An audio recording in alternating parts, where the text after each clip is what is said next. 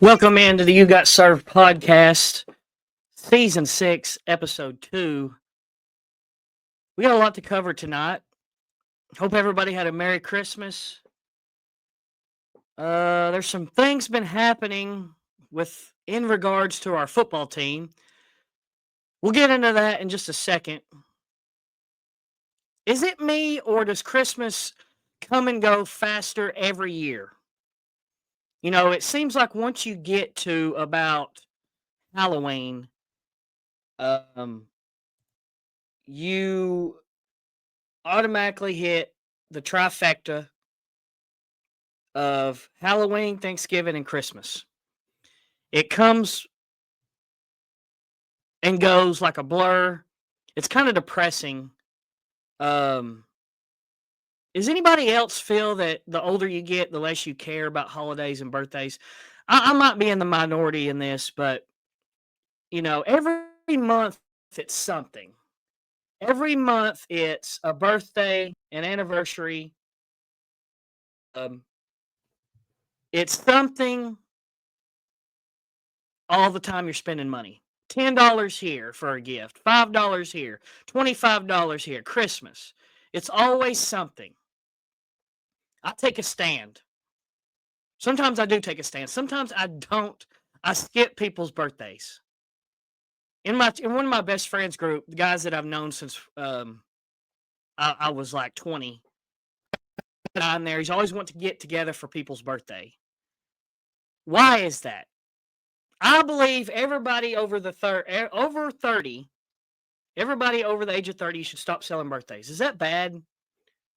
Is that bad of me that I don't want to celebrate birthdays anymore? It's such a pain in the butt. He always wants to get together. We work, we work a lot of hours. There's a lot of hustle and bustle, especially if it's a part of town. Donald, you're a poor, just say that. There's part of town that you don't want to go to. Like, I live in North Knoxville. I don't want to drive to West Knoxville to eat at Calhoun's on a Monday night. Let's stop celebrating birthdays after 30. I'm not saying stop celebrating Christmas. Of course you can't do that. But the gifts, the dinners, the parties. I was going to put a poll on Twitter earlier tonight about what you're going to do when it comes to New Year's Eve. Do people go out anymore? I'll be honest. I'll be lucky to be up past 11. I used to do the whole ball dropping thing. Watch the ball drop in New York. It kind of got a little gay. I don't care about that shit. It's not safe really anymore. The older you get, the less I want to go out. Who wants to fight a bunch of drunks? Downtown, the weather's usually pretty bad. You got to Uber, risk your life to go have a couple beers at midnight. I ain't doing that. I'm going to be on the couch. Do people go out anymore? Julio Vol, I'm going to bed at 9:30. That's what I'm saying. Is Michael Parsons joining me tonight? No, he'll probably have Devontae Smith on his podcast to go over how the Eagles beat the Cowboys' ass yesterday.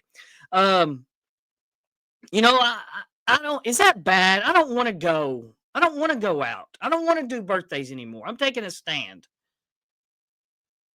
But I hope everybody did have a Merry Christmas. Like I said, it came and went. We're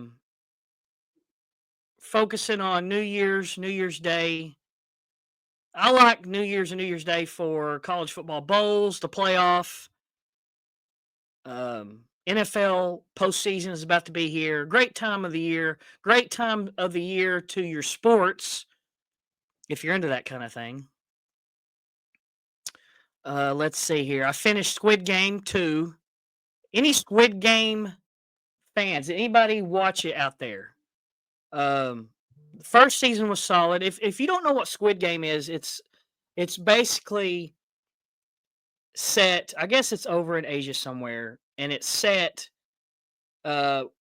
the main character is how this guy, and he's down on his luck, and he gets swindled, I guess, to play games to get out of town. No, that's what VZ said. Get out of town. Okay, it's in Korea. Okay, so the guy gets swindled to try to get out of debt. Guy plays games with him in Subway, lets him win. Goes to an unidentified area, gets drugged. Plays basically childhood games that will get you killed. If you don't know what it's about by now, then I can't help you. Second season, I'm not going to give any spoilers. That's one of my biggest pet peeves. But they should have kept it more when it comes to about the games. It kind of got away from the games itself. It took 2 or 3 first off, there was only 7 episodes in the season. That was disappointing. And the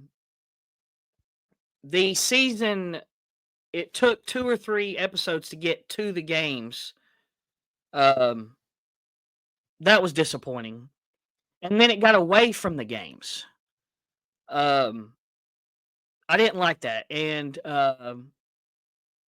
they went a little woke. They added a tranny.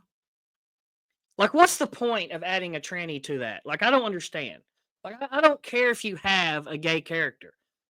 My point is when you force the characters in when it's not needed. It's the whole woke thing going over. Like, why did they have to have a tranny in this season? Donald says seasons 2 and 3 were shot together. It was just too long to be in season. Okay, I didn't know that. James watched Silo on Apple TV. It's awesome. VZ says to include your types of folks. Got the jokes tonight. I didn't know about the 2 and 3 season. I knew there was a 3rd season coming out. I didn't know that they were shot together. That, of course, there was a huge gap between season 1 and season 2. You know, no telling when season 3 is gonna come out. So that's the Squid Game 2. I hope everybody enjoyed it. It was all right. Like, it didn't end like I liked. Another show that I've been watching is, I'm a huge Dexter fan. The prequel, Original Sin, goes back to when Dexter was first starting out. Goes back to all the way to 1991, I think, when he starts at he gets an internship at the Miami Police Department.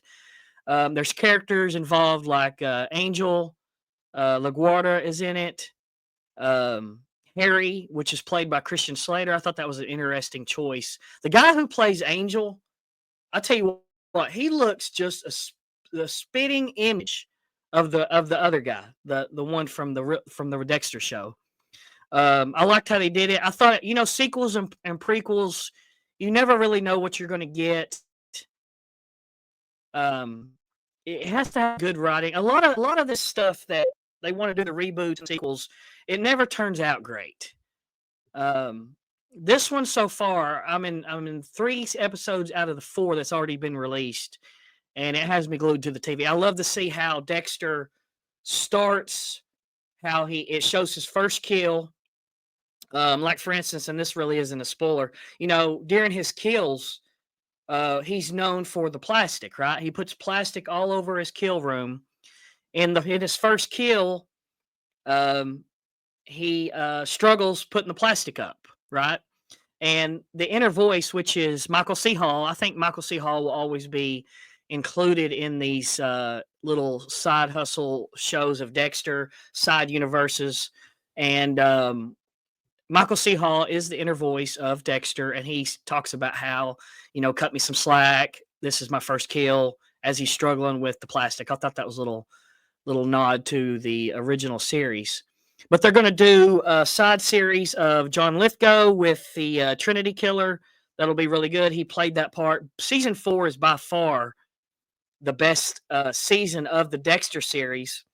And I just love how they're expanding. I don't really know how they're going to go off. They're supposed to be making another series with Michael C. Hall as Dexter in real time, I think. But if you watch the latest one, I can't remember the name of it. but spoiler alert, it kind of shows that he died, but then you watch Original Sin and you think maybe he didn't. Spoiler alert, I don't know.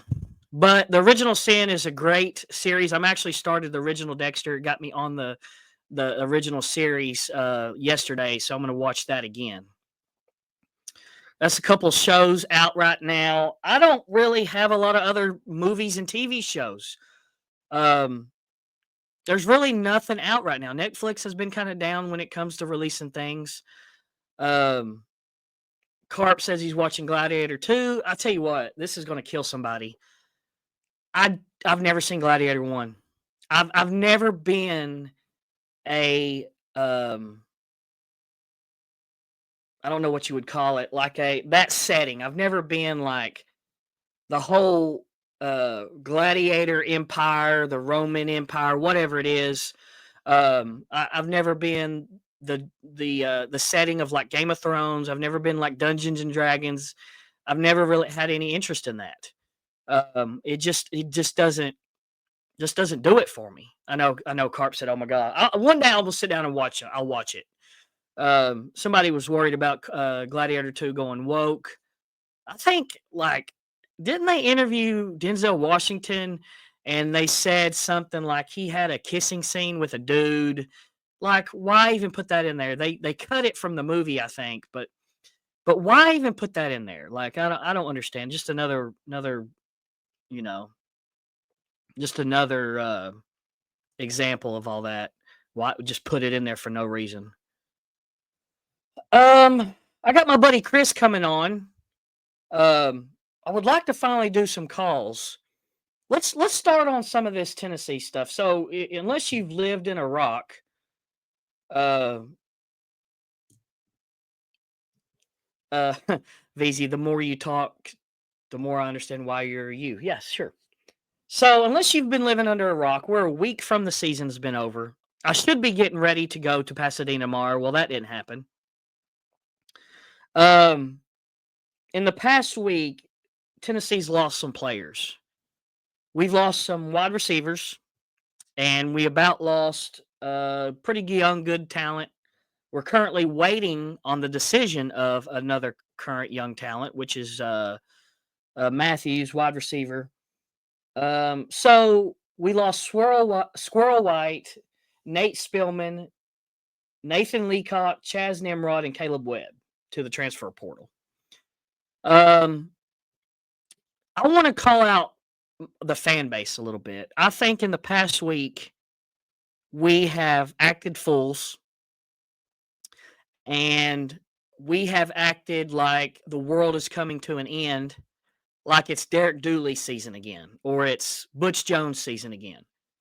When I see something on my timeline regarding a player moving or going or leaving or coming or whatever, I just keep scrolling. Why does our fan base let this affect your day? If you let 20-year-olds affect your day, you need a hobby. Okay? Find something to do. And there's a lot of people, I can't believe this, but this would be something that typically I'm in the minority of, calling our fan base.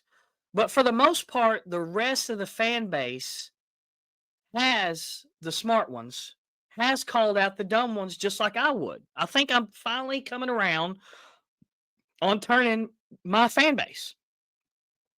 Got to get rid of the ugly Smoky logo and the terrible oranges, but that's a different story for a different day. But we're a week from the season ending. Immature Leland is weird. We're a week from the season. Can we just give Heupel the benefit of the doubt to we have opportunities to sign players. Now, I'm not going to sit here and act like I know the entire timeline of what you can and can't do and when you can and can't do it. My buddy Jordan, I wanted him on here tonight. He was going to explain some stuff for me. He had his little boy's basketball game. I talked to him the other day, and I finally understood some of the back and forth when it comes to these things. And, the other night, so apparently you have 5 days after your season ends to figure out people you are losing or coming or going or whatever, right? So, for instance, let's say Tennessee wants to poach players off Texas, okay? They have to wait. They have up until 5 days after their season is over. So let's say Arizona State beats them. Tennessee has 5 days to go and see if any of those players want to transfer. After that, that's the deadline. Okay. There's another opening in um there's another opening in April that Tennessee can jump on to add players to their football team. Now, I was looking at a guy, Adam Sparks. If you go to his Twitter account, he was talking about how the numbers are very tight as far as what we can add. Pruitt is still killing us, unfortunately, and we signed a big recruiting class. Now, as far as our wide receiver core, we have 2 wide receivers currently on scholarship with Chris Brazel and I can't even read my own writing. Staley. Okay. We signed 3 wide receivers in the recruiting class. Not good.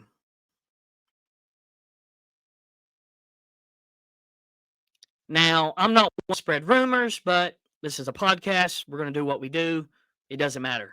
I'm going to say what I've been told, and I'm not going to sit here and act like I have sources.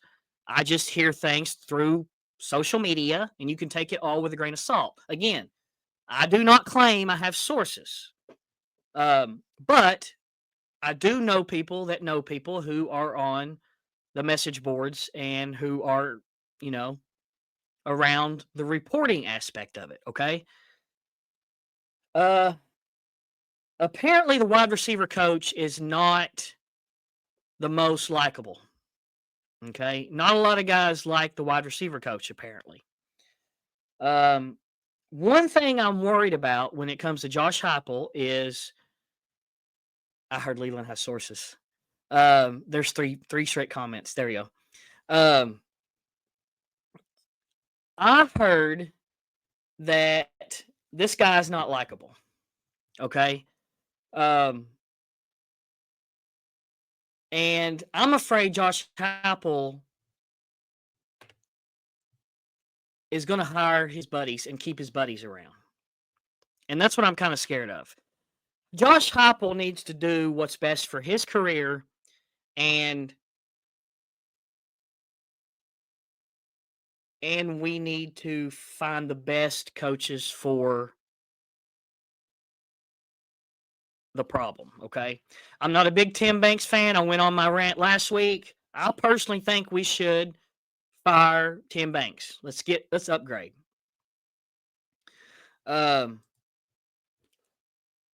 Obviously, it's a week after the season. You would think that all firings would happen already, so I guess that's not going to happen. Donald right there, I heard a new wide receiver coach is coming in, and Matthews is staying. So if we get Matthews back, we'll have 3 scholarship receivers with 3 coming in. From what I gather, I think Tennessee's trying to get younger. You can correct me if I'm wrong about that, if I am wrong, but from what I gather, Tennessee is trying to go the old-fashioned way, not necessarily saying that we're not going to go after guys in the portal. We're just going to go after guys that are super talented that want to be here because our numbers are very tight when it comes to scholarships. So if you go back and you do the old-fashioned recruiting way, you build guys through the program, you get guys going, and that's how you build a program, right? It's a different age in football. One of my buddies the other day was talking about how, they need to do away with the NIL and the transfer portal. Well, it was the bitching and moaning to get that here now is why we are where we're at.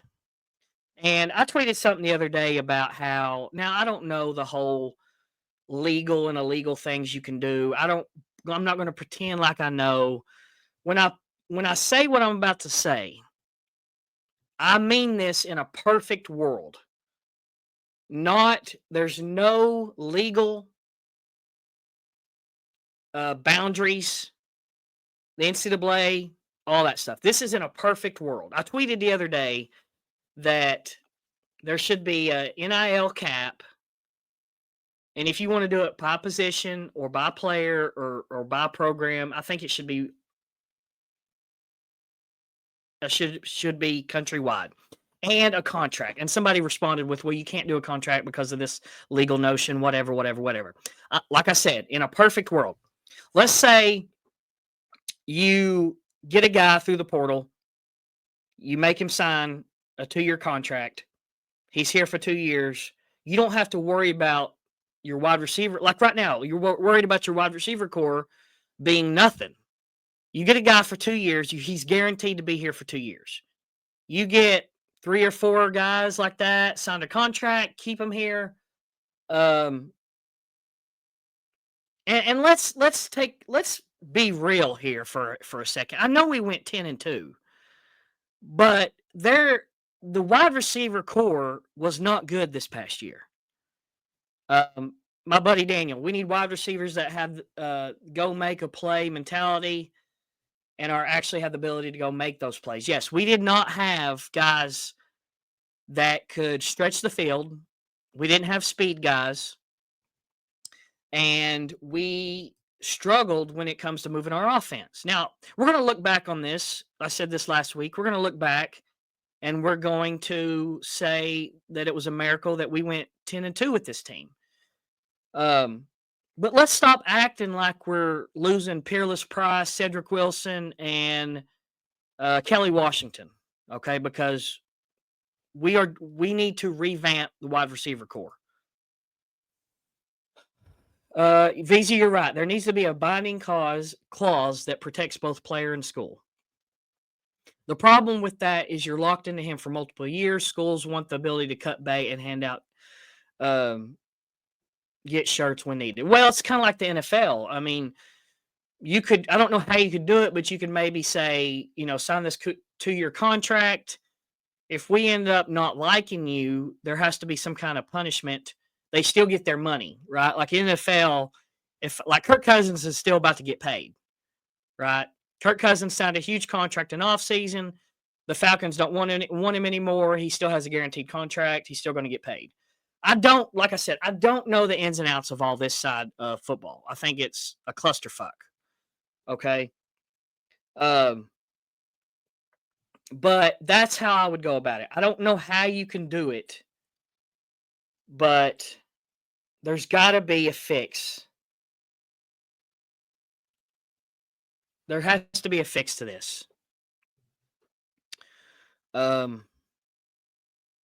It's a cluster. It is. Back in the day, I was talking to Jordan about this a minute ago about how, our generation is you don't get your way, you stick with it. These players nowadays are babied. They're promised things at a young age. If you don't get your way, you can transfer. And these guys at a young age were very talented. They're very spoiled. And when I told Jordan the other day, I said, my dad would have never let me quit football. If I started football, I was finishing that year, no matter what. No matter what, if I didn't play one down the whole year. Trying to do multiple things here. Sorry.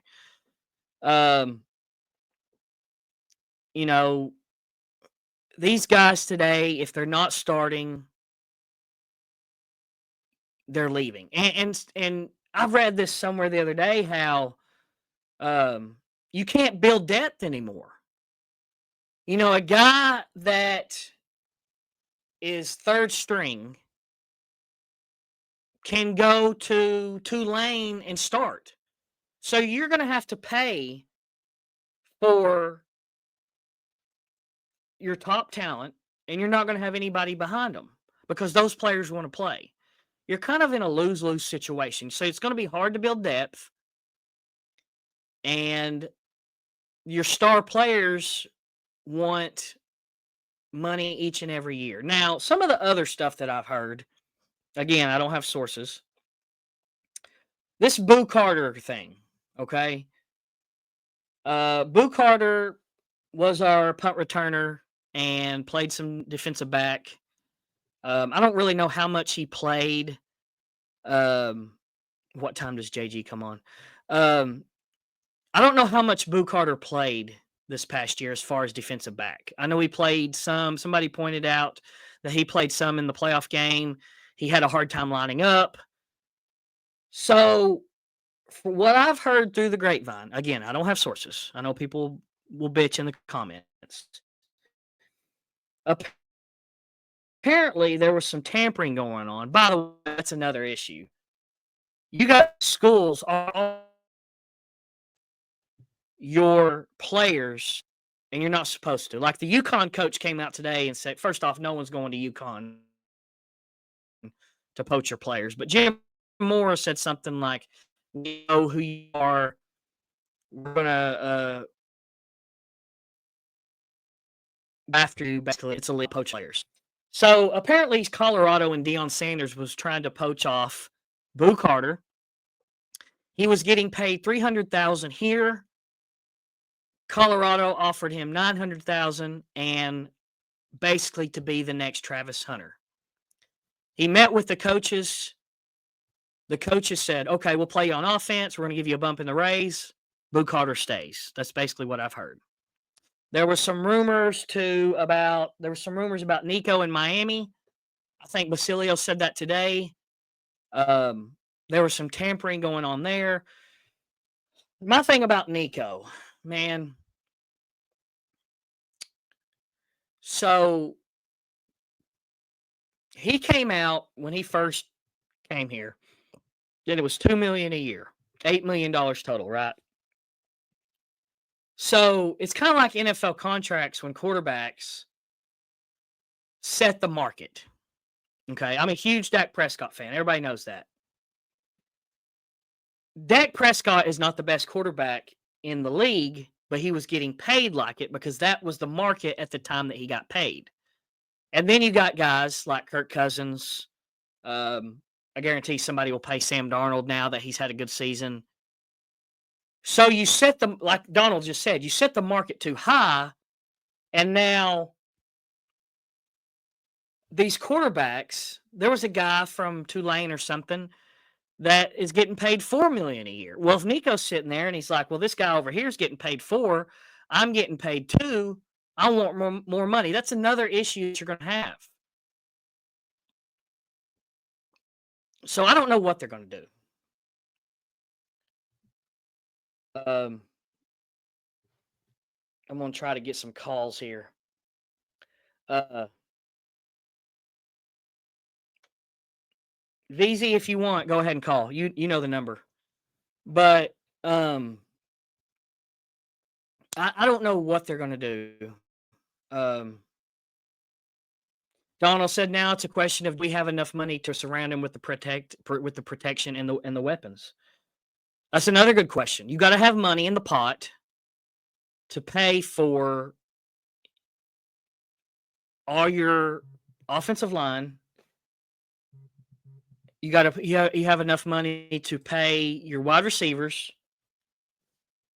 That's basically you got to have. It's kind of like an unofficial salary cap. VZ, you called my cell phone there, dummy. I don't know. It's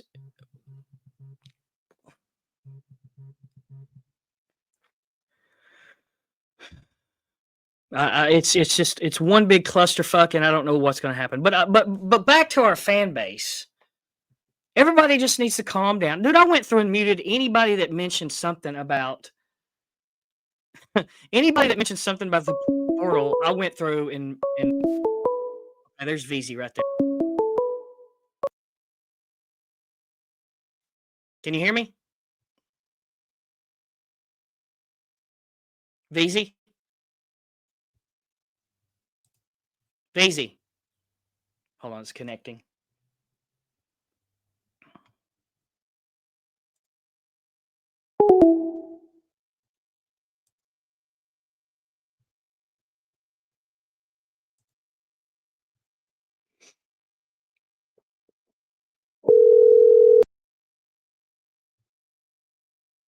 Please leave your message for 8.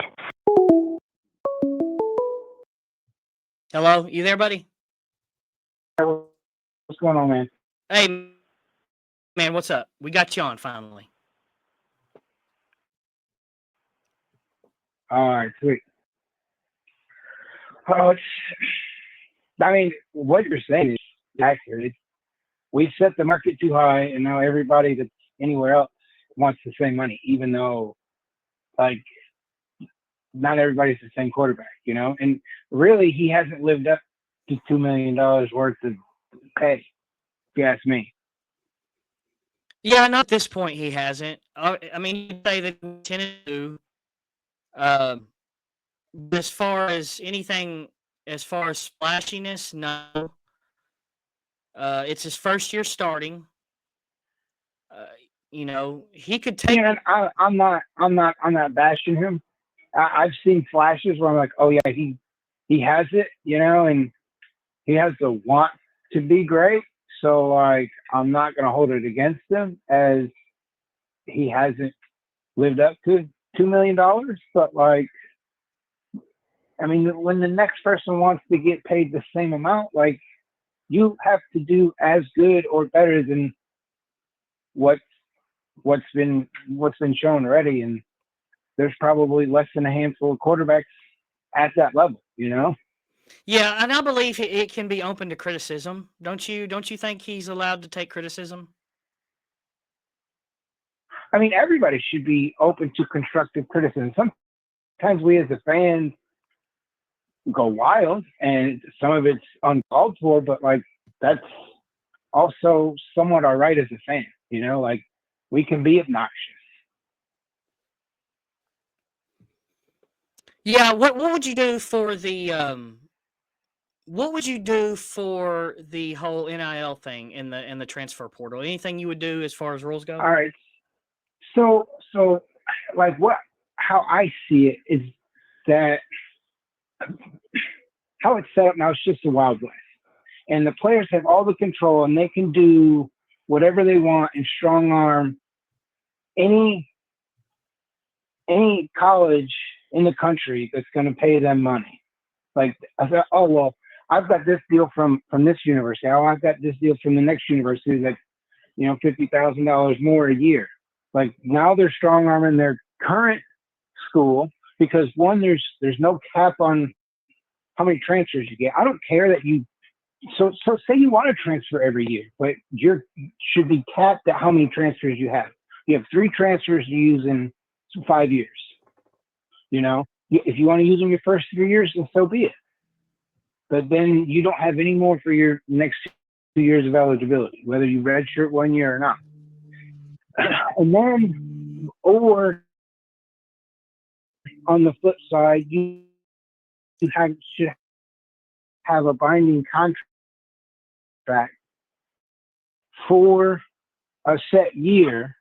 And I feel like it should be 8 months. If you come in as a freshman the following spring when the portal opens back up, like, you can't just jump in there as soon as it opens when the season's done, and you haven't got your playing time, you haven't, you know, whatever, it just hasn't worked out. Like, maybe there's a reason why it hasn't worked out. You know, maybe it's somebody's played better than you. You haven't played up to your potential. You know, whatever. You need more coaching. You have to grow. You're just a freshman, sort of deal. You know.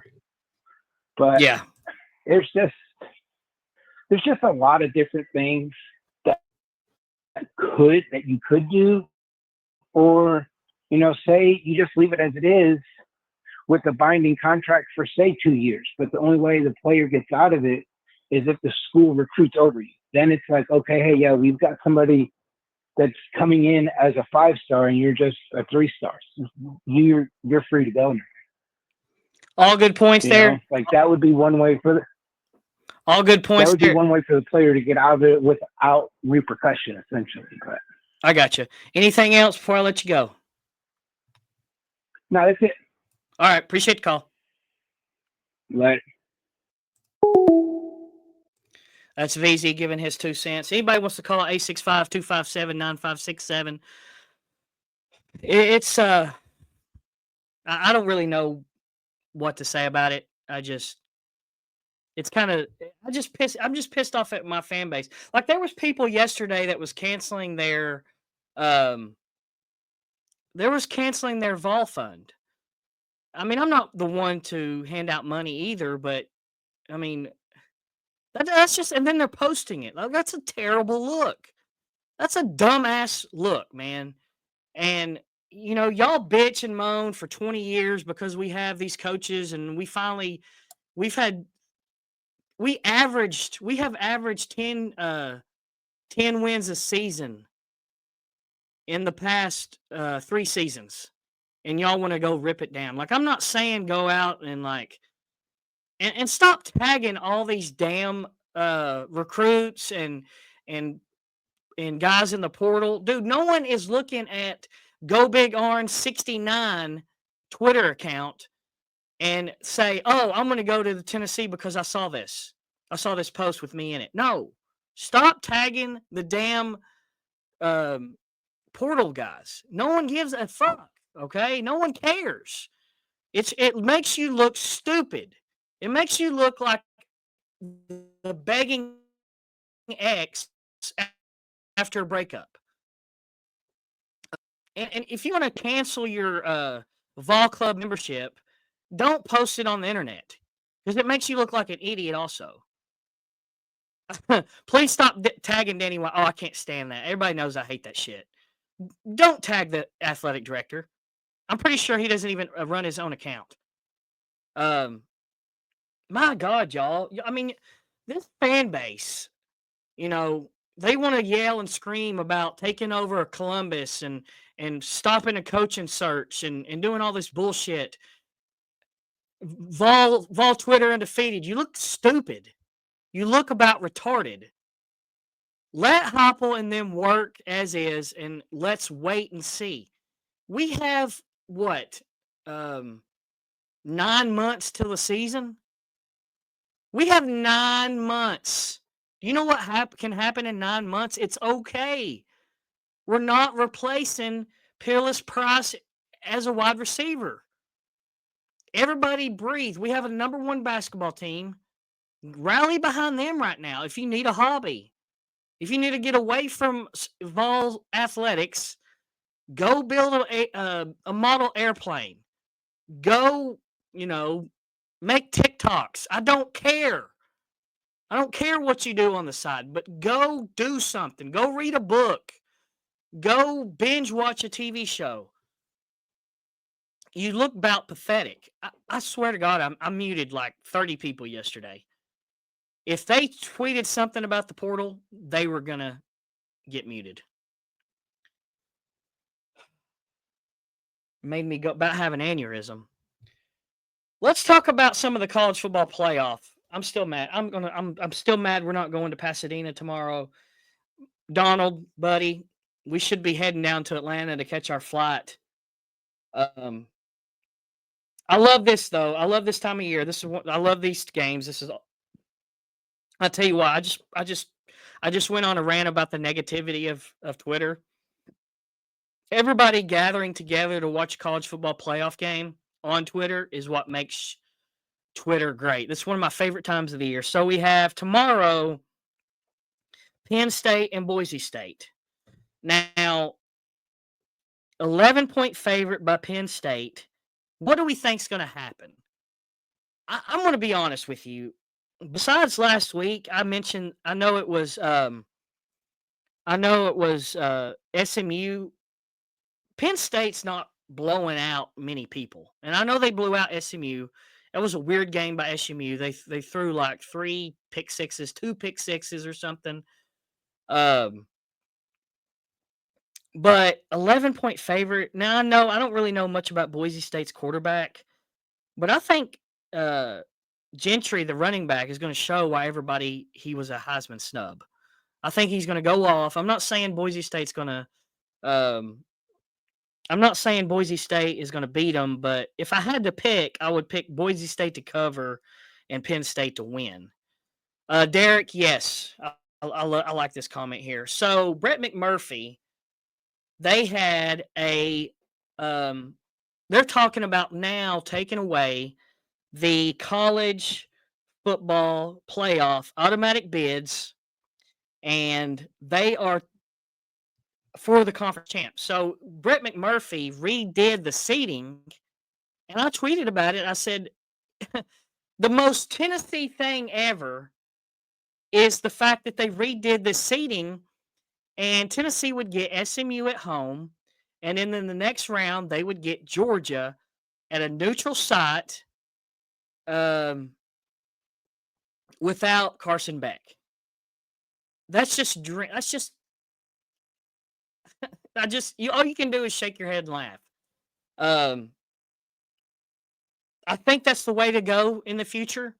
I don't believe, Boise State and these people that got a first round bye, for years, remember when Boise State beat Oklahoma and the narrative was Boise State's not getting a chance to play for the national championship. That's why you got the playoff. It took them a while, but that's basically why you got the college football playoff, because they wanted an equal share of everybody being able to get the national championship. Also, it was a way to get less controversy from a playoff committee, which you still get. And so you got the playoff, but I don't believe that you can't say that Boise State's the top 4 or whatever seed they got team in the country. You just can't say that. So do away with the conference seedings, the guaranteed conferences at the top. Re-rank the teams based off what you think. I'm sure there'll be some controversy next year where Tennessee gets screwed over, but that's the way to go in the future. Okay, so I have Boise State to I got Boise State to cover and Penn State to win outright. Okay, next game, Texas and Arizona State. Texas is a 13-point favorite. I'll be honest, besides the little white running back, cracker of the day, besides the little white running back that Arizona State has, I know nothing about them. I know they have a star receiver. I have no idea if he's going to play or not. He was hurt for the conference championship game. 13-point favorite. That's tough. For the most part, Texas does a good job of covering. I don't know, man. I would pick, obviously, Texas to win straight up. But from a gambling standpoint, I don't know. 13 points is a lot. I know they blew out, they covered the spread against Clemson, which was kind of a shocker. I would, if I had $50 laying around, I would probably just roll with Texas is going to cover them, is going to cover the spread. I wouldn't put money on it. I would stay away from it. But if I had a free 50, I would put it on Texas to cover. That's the way I would look at it.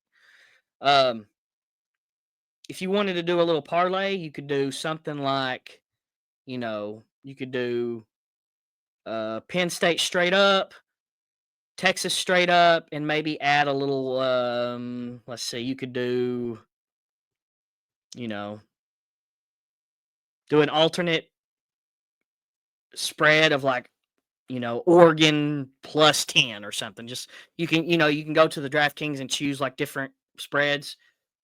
That might work out well, something like that, just to add the value to it. But I would pick Texas straight up. And if I had $50 laying around, okay, so he's done, broken clavicle. Okay, so the Arizona State receiver will not be playing. I guess he's out for the year. So okay, that makes me feel better about my free 50. Put it on Texas to cover. I don't believe some white running backs.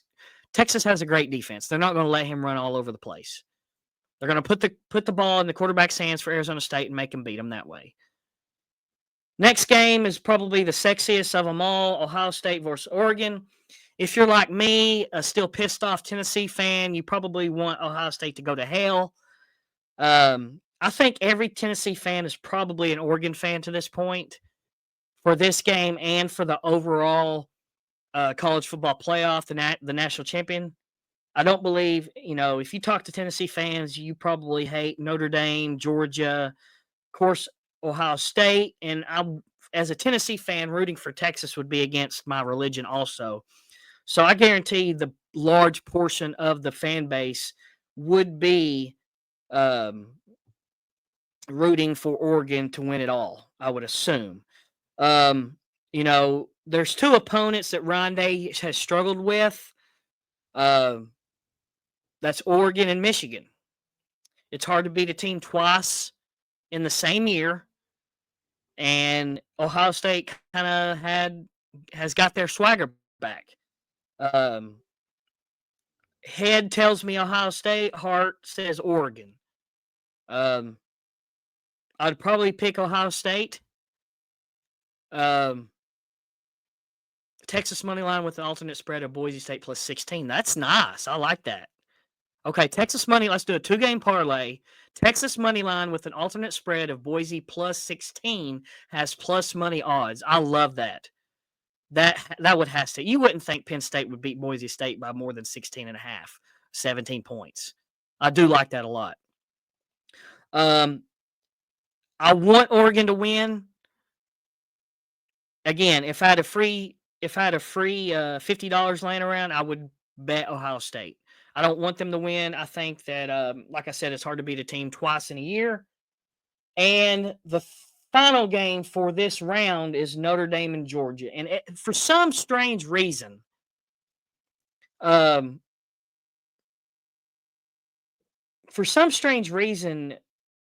everybody's picking Notre Dame. What has Notre Dame done besides lose to Northern Illinois that has been worth a damn? Like, Georgia still is Georgia. I don't care. You know what? Honestly, this might be a hot take. What if they upgraded at quarterback? Mind blown, right? What if they actually upgraded at quarterback? You're right, Donald. It's just because Beck is out, and that's right. I'll say this: I would pick Georgia to win. I would. Besides against Alabama, I would very rarely pick against Kirby Smart. He's had a couple weeks to prepare. He watched Notre Dame last week. Longer time, Kirby Smart does not lose to anybody but Alabama. I would pick. I think you're stupid if you're writing off Georgia. I've seen this. It's like all those times that we were trying to. Remember when we were always trying to end the Patriots dynasty? For years, they would win a Super Bowl, get killed in the opening game, or start out like 2-4 or 1-3 or something. I don't really know if they ever started out that bad. But the point remains, plenty of times we tried to kill the Patriots dynasty. And I always said, I had to see it. I had to see it to believe it. So I wouldn't bet against Kirby Smart and them Georgia guys. They obviously have some of the best athletes in the country in the college football. Probably between them, Oregon, and Ohio State, they have the 3 best rosters left.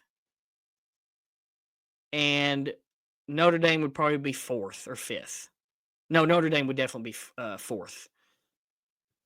So I would take Georgia straight up to beat them. Best time of year. I like this. What other bowls? Do we have any other bowls? Alabama and Michigan. Like, is Alabama and Michigan bowl? That's the ReliQuest Bowl. Is this one of them bowls that's going to be like where Alabama just doesn't want to go? We're Alabama. We're better than you. We're too good for this bowl. And then Michigan comes out and punches them in the mouth. 14.5-point favorites against Michigan.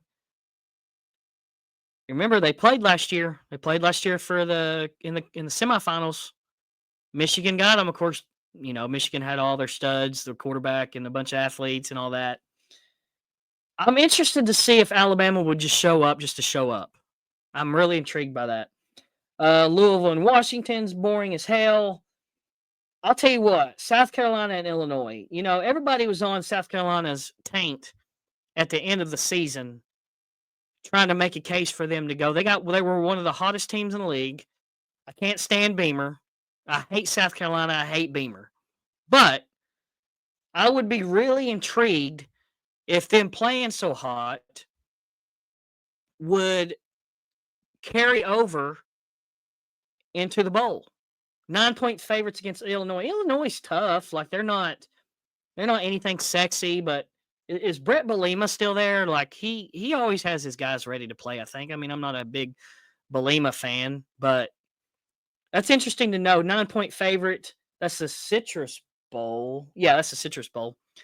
Baylor and LSU. I don't really know if LSU has any opt-outs. Is their quarterback playing? For some reason, Baylor's the favorite. I heard Basilio say today that Lane Kiffin and other coaches are helping pay for these players out of their own pockets. Would that be a violation? I don't know if that'd be a violation or not. See, I don't know anything about this shit. I just stick with the on-field knowledge, my expertise of the on-field. That's a joke, by the way. LSU is a 3.5-point dog versus Baylor. I wonder if that quarterback opted out. Duke and Ole Miss. Ole Miss is a 17-point favorite against Duke in the Gator Bowl. Ole Miss doesn't want to be there. You always hear the cliche, they don't want to be there, whatever. Whatever. North Texas and Texas State. Okay, let's do some mean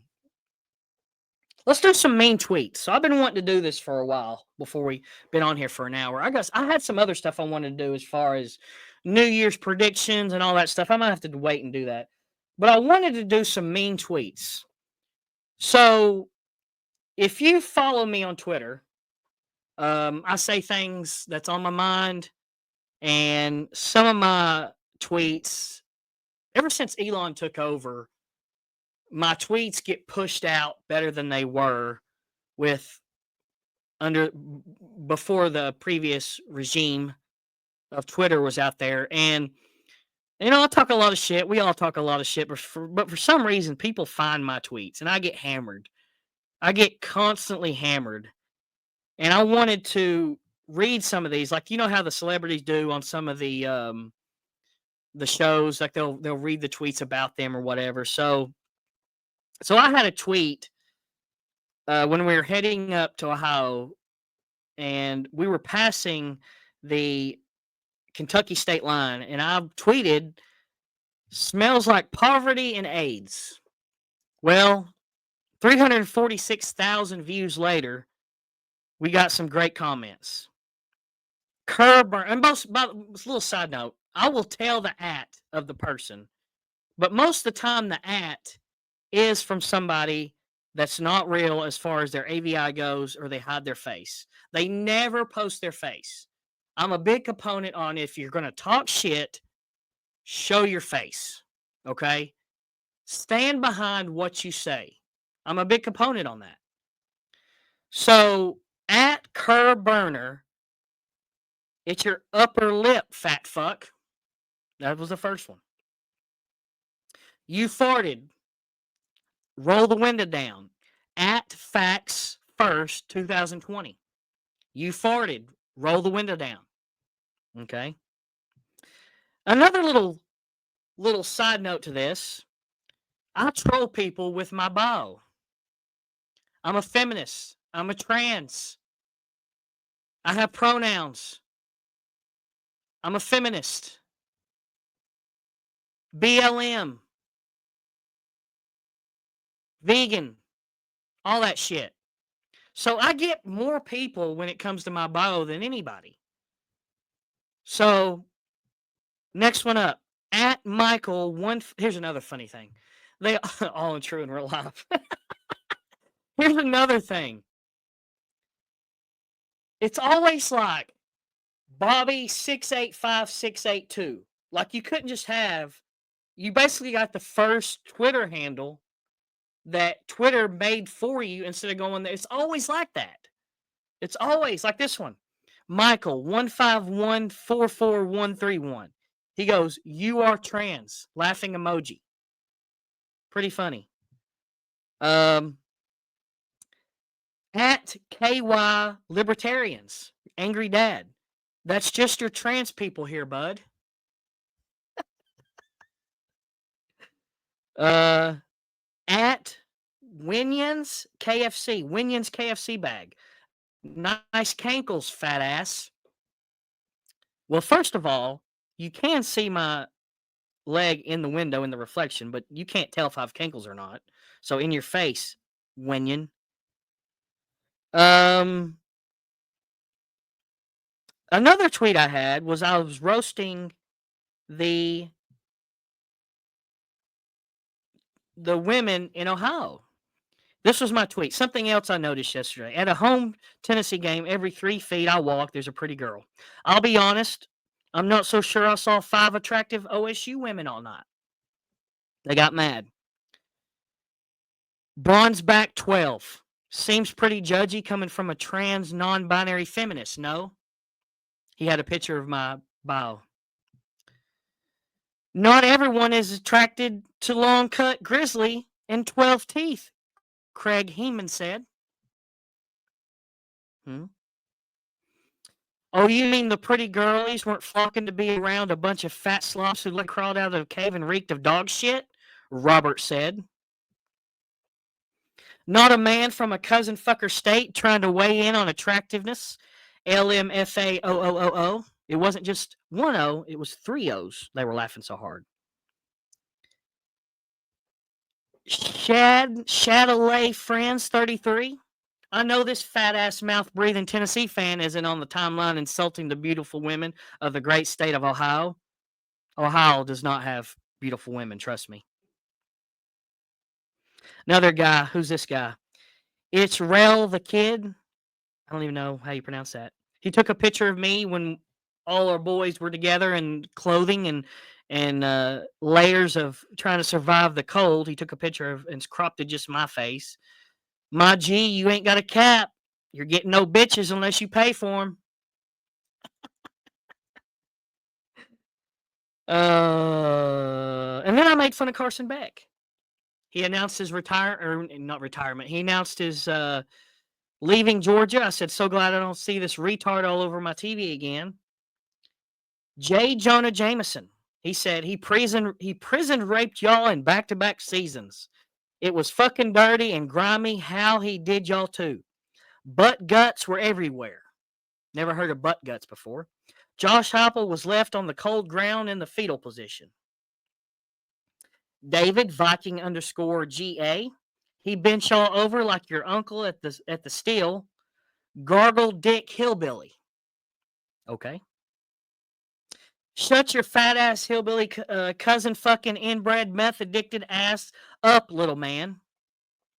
Again, hide their face. This was one from yesterday that I enjoyed. Cowboys fan and Vols fan. GD LMAO. Why are you still alive? Do it already. I laughed. That was funny. Back to the Kentucky smells like AIDS tweet. Gray Rider 78. Take your nose out of your boyfriend's ass. Great. Here's another thing I don't understand. Why are some of these tweets are knocking my hey dudes? Hey dudes are comfortable. I'm at the point in my life where I'm all about comfort. I don't give a shit what you think about my hey dudes. He goes, hey dudes, LMFAO, you're a complete fucking loser. That's what It's Perk 30 said. This is one of my favorites. Dixie Butts, Dixon CFP. Wrap your gay car around a tree, please. Joke's on you. My car was straight. Idiot. That's the best ones I've gotten. I mean, it's just constant. You all wouldn't believe my mentions. Some of y'all, I mean, the average person couldn't survive my mentions. It always makes me chuckle. I do have to get to the point where I have to mute the tweet. It does, as far as notifications go. I don't care what you say to me. I do have to mute the tweet sometimes. It just gets on my nerves. My phone dinging all day long.